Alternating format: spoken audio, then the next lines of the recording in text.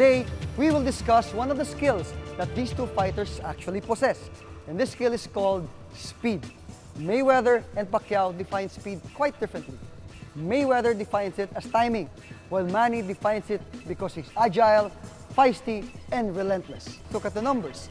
Pacquiao threw about 55 punches per round against Algieri and connected with 19, while Mayweather was content with 27 punches thrown and connecting with 40. So you see again the work rate versus the efficiency rating. I will be Manny Pacquiao and he will be Mayweather, utilizing what we call the shoulder roll defense.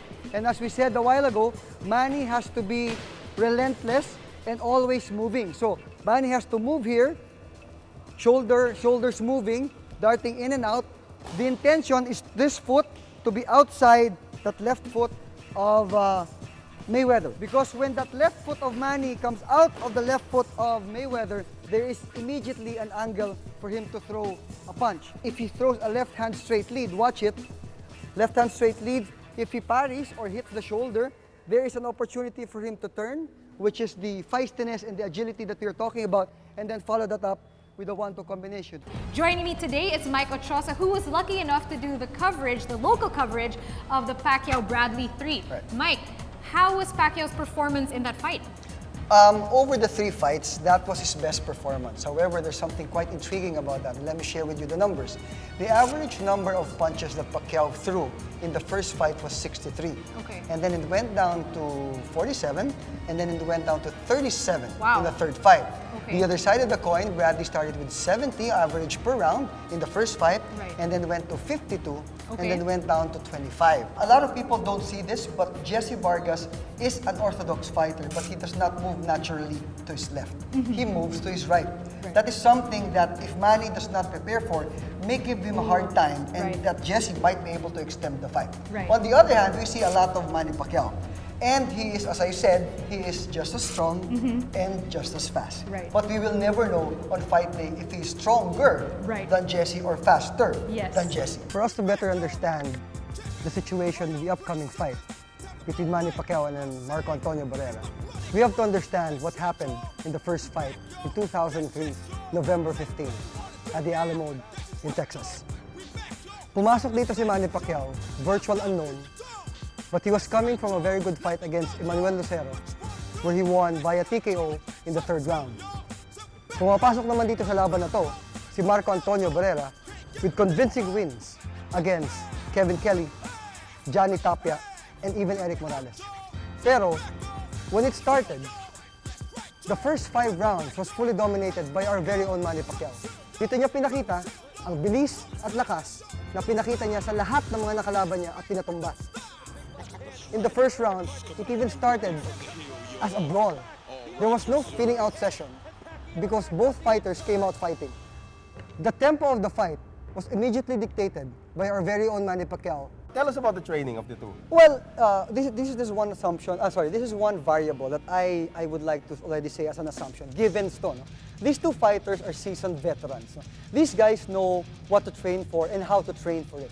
Right, so after all these years and collective experience of both Manny and Eric, Manny, you know how he trains. Right. From day one, pagdating niya dun sa LA in Freddie Roach's gym, you know that he will do everything that he needs to do as part of his training.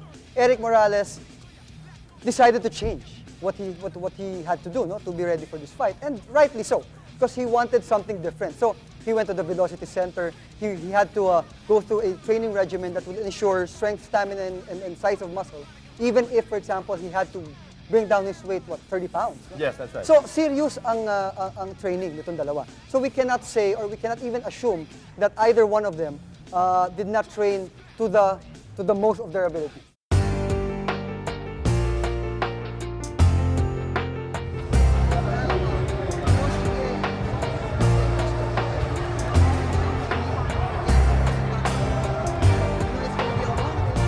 It's important for us, but for this fight, historical for Manny also personally, no? This is one of the fights that it's unfamiliar territory. This is Mike Ochosa, and together with me are the two of the most prominent, most well-respected sports analysts in the Philippines. We brought them here because this is a historic event.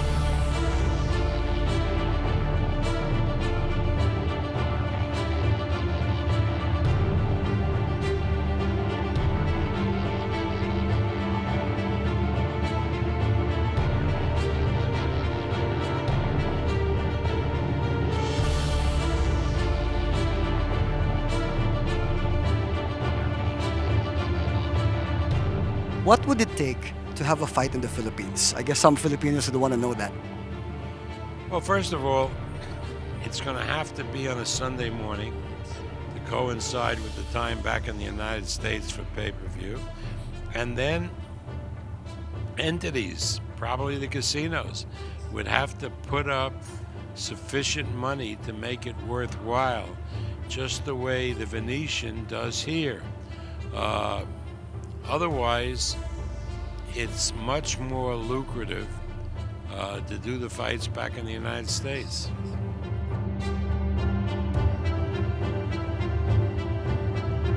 Well, coming into this fight, we actually knew there was a potential loss, no, from a Pacquiao camp point of view. And we also knew that Mayweather is a great competitor. With 47-0, you know, there's no doubt. He's one of the best boxers the world has seen. But you also have to understand that Manny has already come from nothing. And to get to this point, to bring us all together, I think, win or lose, he has already transcended what we have expected of him. He will move on, maybe with another fight, but move on in life, still leading and being influential, not only in sports, but in other aspects of our life. So in behalf of the hard-working men and women of Solar Entertainment, right here next to Ms. Carito Henson and Ronnie Nathaniels, my name is Mike Ochosa. Thank you all. This is the battle for greatness. Keep punching out.